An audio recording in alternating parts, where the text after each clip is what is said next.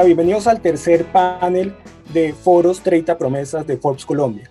Vamos a hablar de un tema muy relevante hoy, de cómo sobrevivir a un año de recesión. Para hablar de este tema estamos con Edgar Sánchez, presidente de EY Colombia, y Andrés Maldonado, socio de Virtus Partners. Buenas tardes, Edgar y Andrés. Buenas tardes, mi nombre es Edgar Sánchez, soy presidente de EY Colombia y hoy los acompaño desde mi casa en esta cuarentena que todos debemos guardar. Hola, buenas tardes. Mi nombre es Andrés Maldonado, soy socio de Virtus Partners y hoy los acompaño desde Sopó, en una casa de campo que tengo la fortuna de estar acá rodeado de naturaleza. Los saludo especialmente y espero que todos estén bien en su cuarentena. Para empezar, me parece muy interesante ver de pronto cuál es la lectura hoy de cómo ven las empresas, el sector empresarial en Colombia. Después vamos a ver el tema de emprendimiento, pero quisiera ver un poco cuál es su percepción sobre dónde están los desafíos hoy del sector empresarial colombiano. Empecemos por Edgar. Gracias, Andrés. Yo creo que hoy, pues, la particularidad que estamos viviendo ahora es que no tenemos experiencia de nada, no hay un manual donde dice cómo actuar bajo una pandemia. Y lo que nos está pasando, lo que vemos nosotros en mucho, es que hay improvisación mezclada con un tema también de tratar de hacer planeación al mismo tiempo. En la medida que pasan los días, yo creo que estamos pasando de una etapa a otra y no sabemos en qué momento se termina una y empieza la otra. Entonces, por ejemplo, lo primero que todas las empresas están haciendo es buscar cómo tener a todos sus empleados de manera que estén a salvo, que estén seguros. Pero al mismo tiempo, listo, nuestros empleados están seguros, los colaboradores también. Ahora, ¿cómo logramos nosotros mantener una normalidad? Los que pueden seguir prestando servicios versus las otras empresas que sencillamente por la misma naturaleza, pues no pueden trabajar desde la casa, sino que se separan completamente. Y eso pues es un círculo, todos dependemos de todos y si una parte para, pues vamos a ver afectados a los demás. Esa disyuntiva en la que estamos en este momento de no saber cuánto va a durar es lo que yo creo que nos está impactando más, porque digamos, hay muchas opciones, pero ¿cómo priorizamos cuando no sabemos cuánto va a durar? Señor Andrés, para usted, ¿cuál es este panorama o este diagnóstico que puede hacer hoy? Sí, pues un poco lo que hemos visto también fuera de la preocupación que señalaba Edgar por cuidar a las personas, pues ha habido una reacción, digamos, muy enfocada en mantener la caja para garantizar esa supervivencia, digamos, en el tiempo de esos flujos de caja, pero basado, como decía Edgar, en una improvisación y en un escenario sin ningún tipo de experiencia. Entonces, yo he visto algunas empresas donde ha habido una sobrereacción, digamos, para tratar de contener con unas decisiones que, digamos, al final del camino van a ser insostenibles y otras muy tímidas en reaccionar, esperando que milagrosamente como que la crisis se voltee y volvamos a la normalidad rápidamente. Entonces, yo creo que lo que es fundamental es pues conectar de una forma diferente y tener unos diálogos, digamos, de una manera diferente que le permitan a las empresas lograr responder, digamos, a la crisis, pero de una manera, digamos, suficientemente articulada y alineada que les permita además sobrevivir en el tiempo. Entonces yo creo que un poco de bandazos y como que cada semana trae su propio afán. En vez de pensar de pronto en un trimestre completo, pues están pensando cuál es la noticia de la semana y tratando de reaccionar en caliente, lo que no es muy efectivo. Es muy interesante, Andrés, y no sé si Edgar también tiene la misma percepción de cuáles son esos errores que están cometiendo los empresarios en estos momentos y cuáles son esas cosas positivas que están haciendo para usted, Edgar, y después vamos con Andrés. Pues yo creo que como todo, en perspectiva todas las cosas se ven como más claras. Ahora es difícil, como decía inicialmente, como no hay un manual para estos casos, para tiempos de crisis, porque es que esta es una crisis que no empieza por una crisis financiera como las que hemos visto en veces pasadas. Para Latinoamérica, realmente esta es la primera crisis cuyo origen, digamos, es pandémico. Entonces uno dice, bueno, ¿cuánto tiempo? Si vemos qué pasó durante SARS en China ya hace 17 años, si vemos lo que pasó en Corea con MERS hace apenas unos 5 años, pues fue mucho más corto. Las recuperaciones de ellos fueron casi que en el mismo trimestre. La que más tomó fue ya en el segundo trimestre, porque las curvas se fueron manejando muy rápidamente. Entonces, cuando uno dice, bueno, señalemos los errores, yo creo que no hay una fórmula mágica para todo el mundo. ¿Y por qué?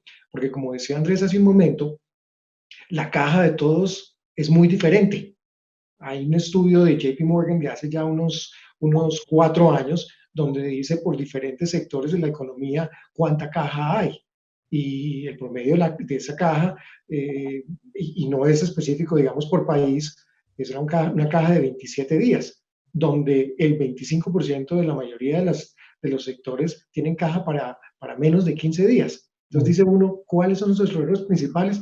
No sé, algunas empresas no tenían suficiente caja, algunos que están empezando, por ejemplo, negocio, pues inviertes todo en el negocio y cuando te llega una situación como esta dices, pues no tengo la caja suficiente para aguantar. Se convierte en un tema más bien es de resistencia, de ver cómo puedo seguir haciendo frente a mis proveedores, pero cómo también los que yo presto servicio no dejan de pagarme, porque en el momento que se rompa ya ese círculo es donde empezamos a tener las dificultades ya económicas que pueden tener un impacto más profundo y más duradero. Andrés, usted que puso el tema, ¿en dónde hemos sido tímidos los empresarios y en dónde hemos actuado de manera eficiente e importante?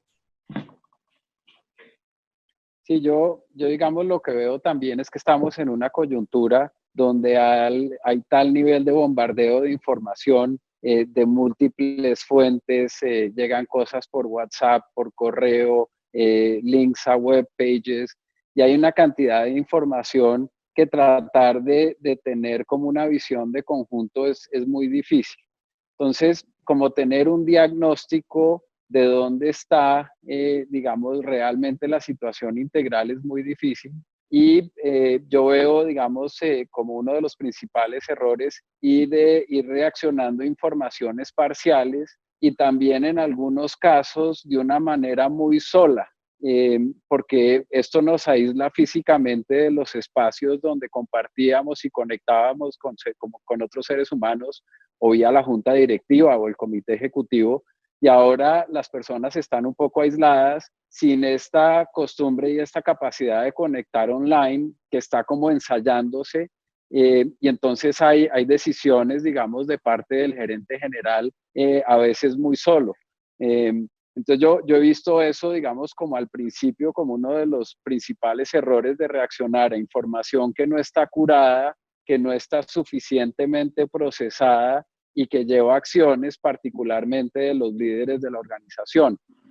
Por otro lado, he visto otras organizaciones que se han preocupado por conectar de una manera mucho más frecuente, de manera excepcional. Entonces conozco un grupo cuya junta directiva se está reuniendo semanalmente por media hora para digerir un poco en conjunto y tener la oportunidad de conectar y de conversar para que la información sobre la cual se reaccione sea una información más curada, más conversada, más procesada, ¿no? Entonces yo creo que los que han empezado a conectar de una manera mucho más frecuente, que usan además que las personas no tienen tanto por hacer ahora.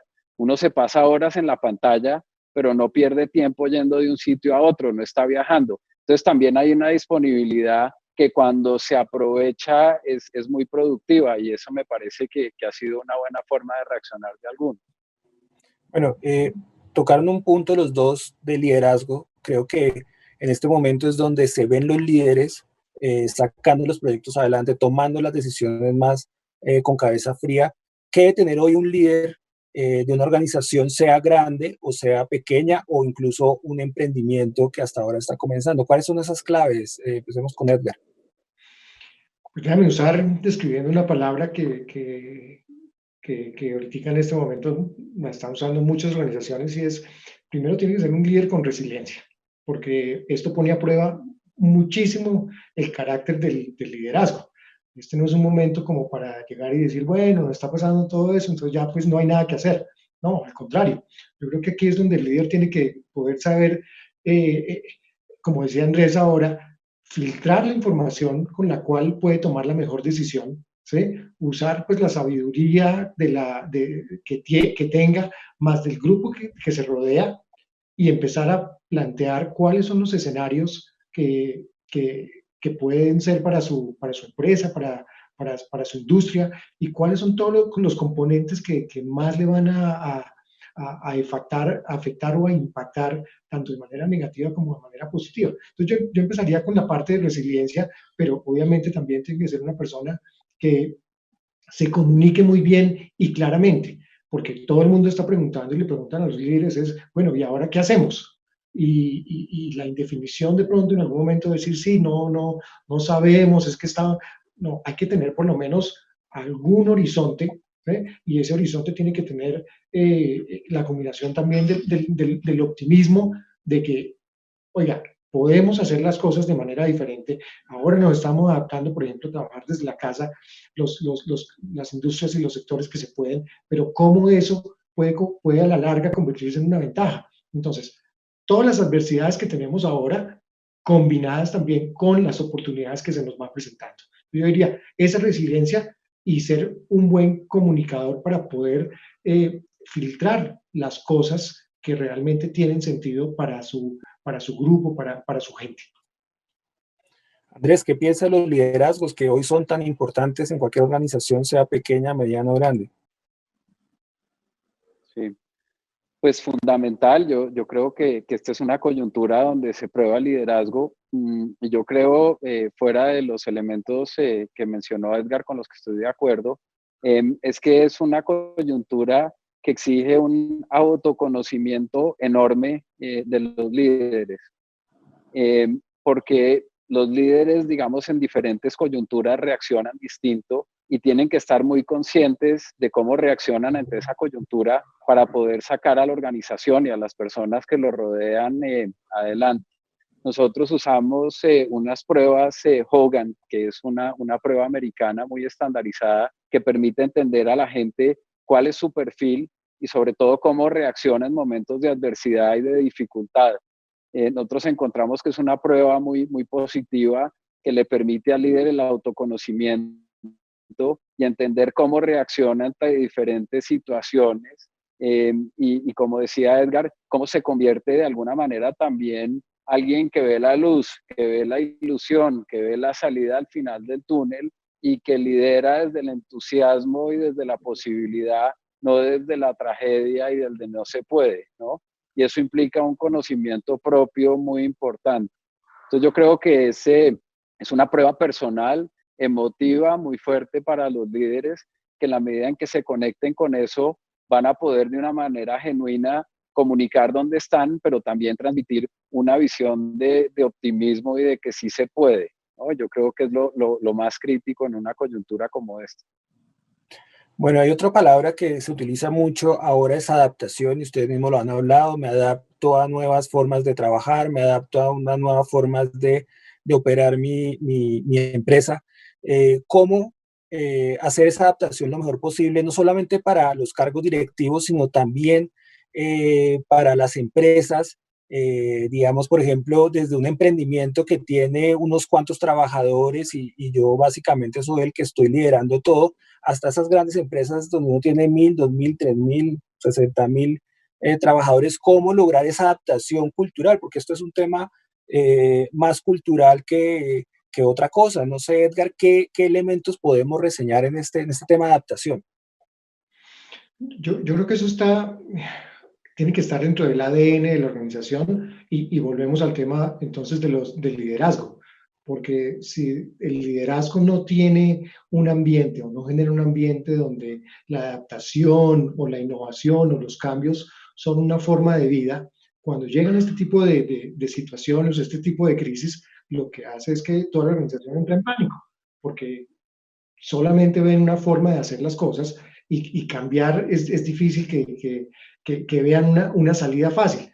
Mientras que si ya viene como parte de la cultura de la organización, de ver, ok, si estamos trabajando desde la casa, ¿cómo hacemos para que, a pesar de que no veo a la gente, sé que podemos tener cierto nivel de productividad y adaptarnos a lo que ahora pues todo el mundo está denominando pues ese nuevo normal? ¿Sí? Creo que hasta ahora estamos empezando a ver cuál va a ser ese nuevo normal y qué características va a tener. Entonces, características del trabajo remoto, características donde la gente de pronto va a ser mucho más independiente en el sentido de sus horarios, y eso genera dentro de las organizaciones unos cambios importantes, porque la mentalidad que a veces se tiene es, pues si no veo a mi trabajador, no sé entonces qué está haciendo. Y obviamente en las diferentes industrias esto va cambiando, porque hay unas donde en servicios pues es como mucho más fácil, mucho más natural, pero hay otras donde dice, bueno, ¿y nosotros cómo vamos a cambiar si es que mi trabajo nunca va a poder ser remoto? Y yo creo que no viene necesariamente por esa parte de adaptación, sino más bien es, ok, si yo era bueno en hacer ciertas cosas, ¿cómo puedo yo reinventar lo que yo hago de una manera diferente a lo que ahora está pasando? ¿Sí? Eso requiere pues mucho más pensamiento, y creo que en referencia a lo que decía Andrés, a las empresas que en este momento pues tienen ese espacio o ese tiempo para poder hacerlo, sí deberían estar sentados viendo cómo cambia su modelo operativo, o sea, cómo vamos a operar a futuro. Y en algunos casos van a salir unas ideas de que no solo es el cambio del modelo operativo, sino el objetivo de la organización puede que hasta cambie. No sé, Andrés, en este tema de adaptación, ¿qué se puede complementar de lo que dijo Edgar? Sí, yo lo que creo es que a todos nos toca, en el contexto de la empresa, personal, familiar, adaptarnos a diferentes situaciones, y es parte de lo que le toca al ser humano. Eh, Sin embargo, el ser humano a veces no lo logra hacer, o porque no lo siente tan necesario o porque le tiene miedo.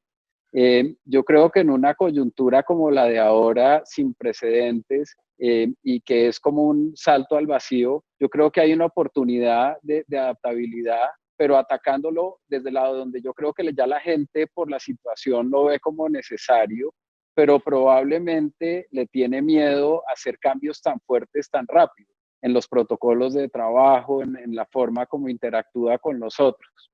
Entonces yo creo que para ayudarle a la gente a adaptarse, que es lo crítico, individual y colectivamente, yo creo que hay que empezar a hablar un poco del miedo y conectar desde lo emocional y lo humano, de cómo ayuda uno a la gente a cambiar de manera individual en lo que le corresponde, pero también cómo a nivel grupal se vale hablar en el comité ejecutivo, en la junta directiva de los cambios, y cómo eso le genera miedo a las personas, para que haya una conexión ante la necesidad inminente de que hay que cambiar, que una situación como esta las pone en la mesa, pero tener una conversación de cómo hacerlo y de cómo acompañarse en el proceso. Yo creo que eso es crítico en una coyuntura como la de ahora.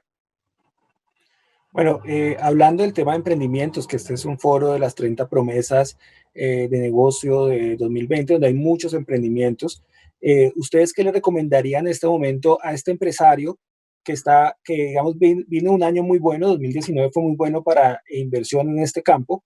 ¿Qué le recomendaría de aquí en adelante? Es decir, pare, repiense, adáptese. ¿Qué le recomendaría a estos empresarios o a estos centenares de empresarios que quieren emprender o que están emprendiendo o que están comenzando esta carrera?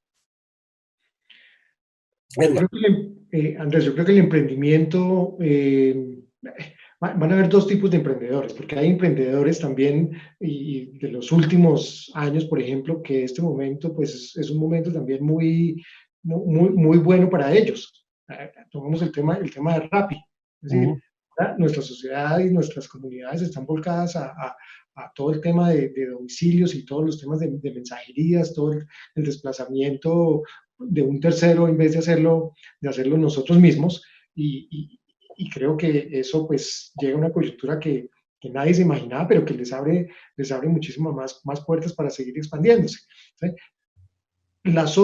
Hay otros emprendimientos donde yo sí creo que hay que mirar es qué tan adaptables son esos emprendimientos ahora durante, por ejemplo, esta cuarentena. Gente que va a permanecer muchísimo más tiempo en sus casas.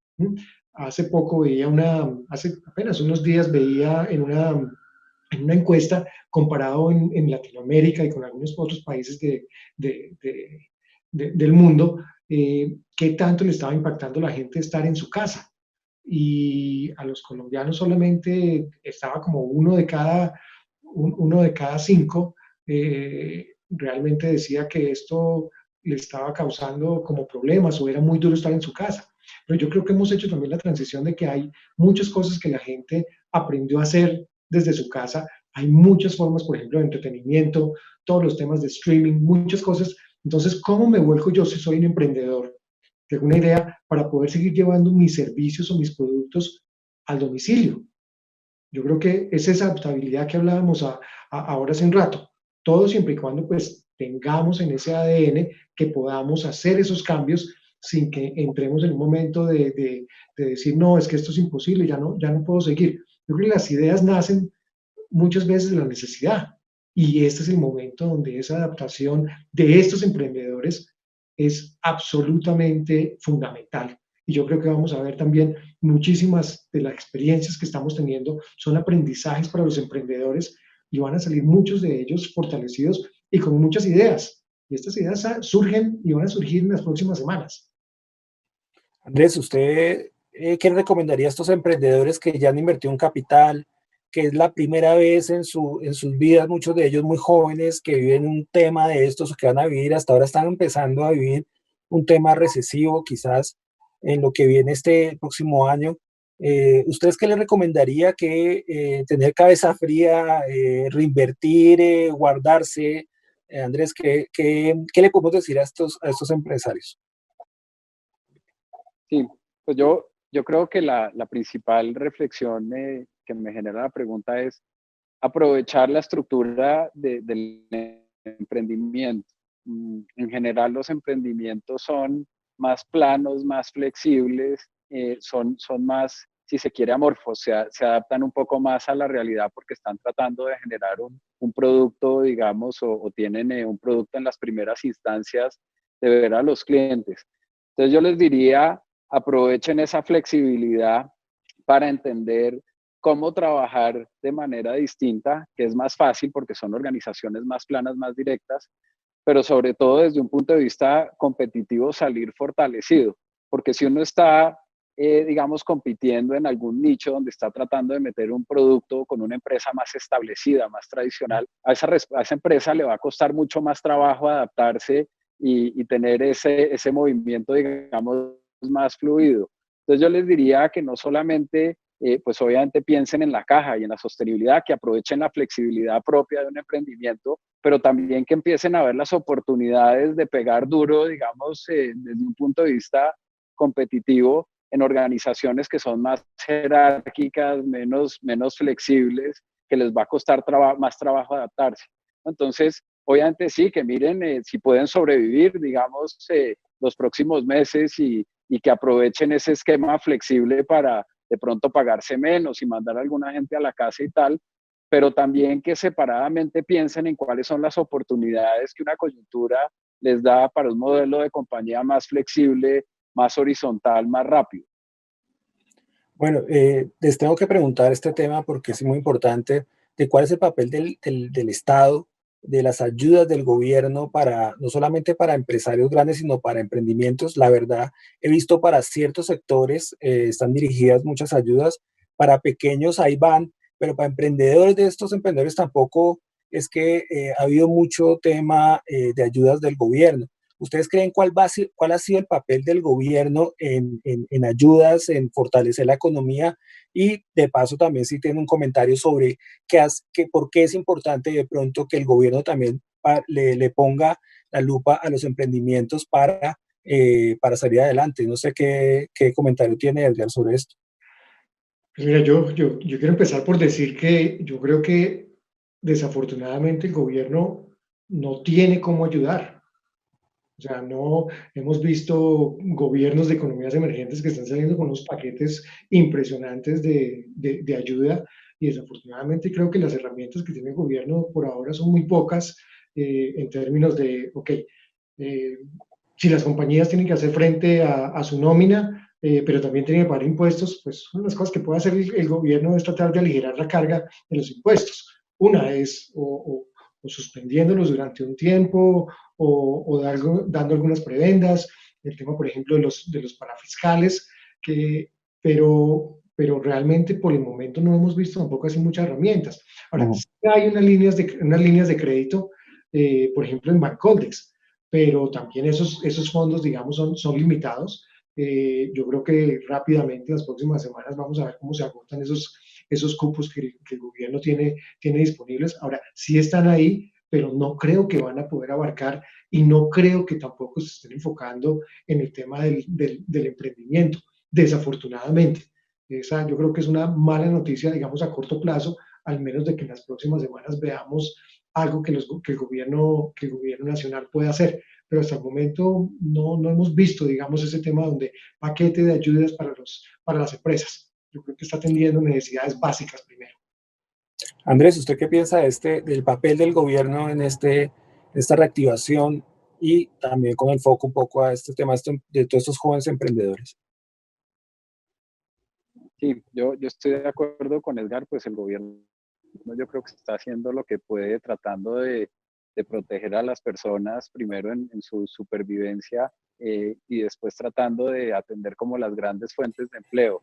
Y gradualmente ha ido como bajando en la cadena y tratando de ver qué puede hacer, digamos, más abajo. Yo creo que como, digamos, capacidad de hacer estímulos fiscales y estas cosas, yo concuerdo con Edgar que está limitado. Yo creo que la labor más importante del gobierno es cómo promover actividad económica a la vez que trata de balancear, digamos, la salud y la supervivencia de la población. Y creo que ese es como el mayor grado de libertad que tiene el gobierno, es cómo volver a que la economía vuelva a activarse de manera gradual sin que, digamos, dispare la pandemia, pero que permita cierta actividad económica que continúe. Y yo creo que es una cuestión de meses, porque las empresas sí se están quedando sin gasolina. Los 27 días que decía Edgar que miraba el estudio en los Estados Unidos, pues no debe estar muy lejos de la capacidad que tienen las empresas locales de sobrevivir a pesar de las medidas que está tomando. Entonces para mí lo crítico y el grado de libertad mayor que tiene el gobierno es cómo volver a la actividad económica y cómo un poco los empresarios se cuidan por su lado, pero no veo que tenga muchos más grados de libertad. Creo que están haciendo lo que pueden, creo que como a todos les tomó esto por sorpresa y están tratando de hacerlo lo mejor posible, pero sí es un momento difícil donde yo creo que uno tiene que tratar de cuidarse solo, no esperar demasiado de parte del gobierno porque tampoco tiene demasiado para ofrecer y pues ver a dónde nos lleva esto, ¿no? Ahí tenemos que reactivar la economía, pues salvaguardando las vías, pero tiene que haber una reincorporación económica inteligente, digamos, en el próximo trimestre con total seguridad. Bueno, para ir cerrando esta conversación, dos últimas preguntas. El tema para ustedes, ¿cuáles son las claves de la recuperación? ¿Y ustedes cómo se manejan, cómo se imaginan a Colombia enero de 2021? ¿Ustedes piensan que muchos van a perder la batalla? ¿Ustedes creen que qué sectores de pronto van a estar mejor que otros? De pronto haciendo un poco de futurología, ustedes en esos dos puntos, las claves y un poco de qué va a pasar más o menos ustedes como en el panorama para enero, para mitad del próximo año. Yo creo que dentro de los escenarios que la gente plantea, pues uno siempre puede decir, ok, peor escenario, el escenario más optimista y el escenario, digamos, de lo que vamos viendo en el día a día. Yo quisiera ser optimista en que para enero del próximo año, del 2021, vamos a tener una economía otra vez donde los círculos virtuosos se están dando de producción, de compradores, de consumo, donde se está reactivando todo lo que estamos desafortunadamente perdiendo en este momento. Yo Edgar, sí. una pregunta en ese punto. ¿Usted cree que todo este tema durará 6 meses, un año? ¿Usted cuál es su estimativo? Mi escenario optimista es que nosotros en 3 meses ya estemos fuera, digamos, de esto.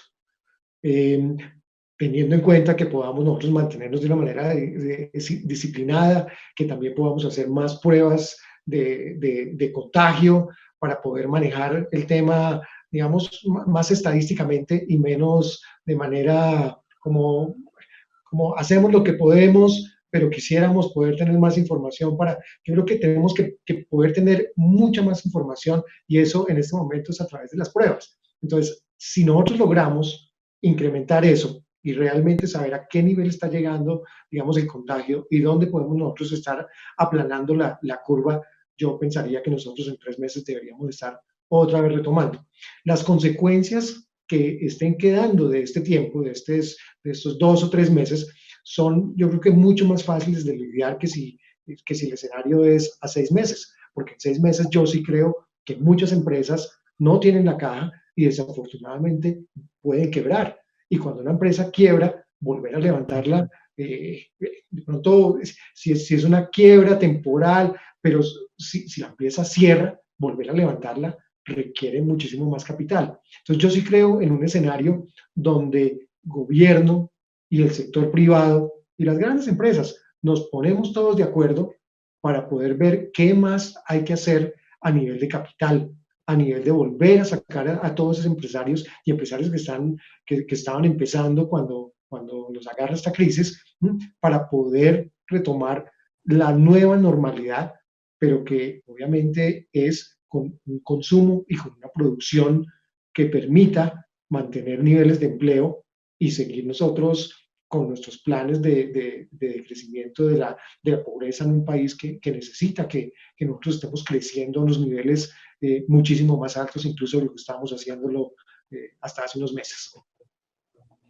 Andrés, usted tiene un panorama así optimista, de pronto de 3 meses, usted lo ve más largo. Y bueno, y le repito, ¿qué claves de pronto están dispuestas para la recuperación económica del país? Y bueno, de tiempos, ¿usted cómo ve todo? Sí, sí, si hacemos la futurología esta de enero del próximo año, yo creo que en el fondo somos un país resiliente. Nos ha tocado, digamos, las duras y las maduras en términos de crisis sociales, de los temas de la guerrilla, del narcotráfico, y somos un país, digamos, que hemos sido educados para resistir, y yo creo que este no va a ser la excepción. Yo creo que vamos a salir adelante y le vamos a encontrar la vuelta. Yo en esto creo que el sector financiero juega un papel fundamental, donde el gobierno tiene que trabajar junto al sector financiero, para que al final no vayan a apretar tanto a las empresas y en especial a los chiquitos, que los terminen ahogando, y que haya un esquema consensuado con el gobierno que le permita al sector financiero también alargar los plazos y devolverle un poco al país después de unos años de una rentabilidad muy buena, estar presente y entender que ellos son, digamos, la sangre que permite que los sistemas funcionen y que la gente pueda seguir operando en sus cadenas de valor. Entonces yo creo que eso es fundamental y yo creo que ahí tiene que haber un acuerdo con el gobierno muy cercano. Y también un acceso a fondos que el gobierno tiene que manejar bien, pero canalizar a través del sector financiero, digamos, para fortalecer eso. En la resiliencia yo creo que somos un país que también tiene un porcentaje de economía informal grande, que hay que cuidar a la gente que está en esa economía informal, que pueda comer, que salga adelante, pero que al final esa economía informal encuentra camino, porque es casi que la definición de la economía informal. Pero también creo que ahí hay un papel importante para canalizarlo. Yo al final creo que vamos a salir fortalecidos. Yo creo que el consumo interno de cosas internas va a ser más fuerte. Yo creo que va a haber una conciencia mayor de esas cadenas de valor integradas internacionalmente y de las dificultades que eso a veces pone para la producción y el sostenimiento.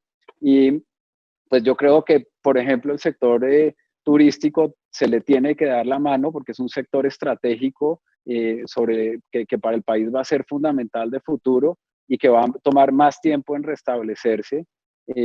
Hay sectores que son más rápidos, el sector de alimentos pues está teniendo un golpe pero no tan fuerte, ese se va a mantener bastante bien, hay que ayudarle al comercio, pero sobre todo a los sectores, digamos, productivos, generadores de divisas como el turismo, como las exportaciones. Hay que tener un enfoque también quirúrgico por sector para entender cómo como país salimos mejor parados al otro lado y cómo también tenemos una oportunidad de reconfigurar el aparato productivo y la industria para tener una posición competitiva interesante. La devaluación, digamos, por las causas petroleras nos está pegando muy duro, pero eso también es una oportunidad si apoyamos esos sectores generadores de divisa y les damos una estrategia de salida para fortalecer. Entonces yo soy optimista, creo que en enero del 2021 vamos a estar peor que ahora, digamos, no creo que el falso optimismo funcione, pero veo el 2021 como a partir de enero como una plataforma de recuperación fuerte que tenemos que aprovechar ese vientico que vamos a tener en las velas y salir con un país fortalecido. Ok. Bueno, pues yo les agradezco mucho, Edgar. No sé si quiere agregar algo.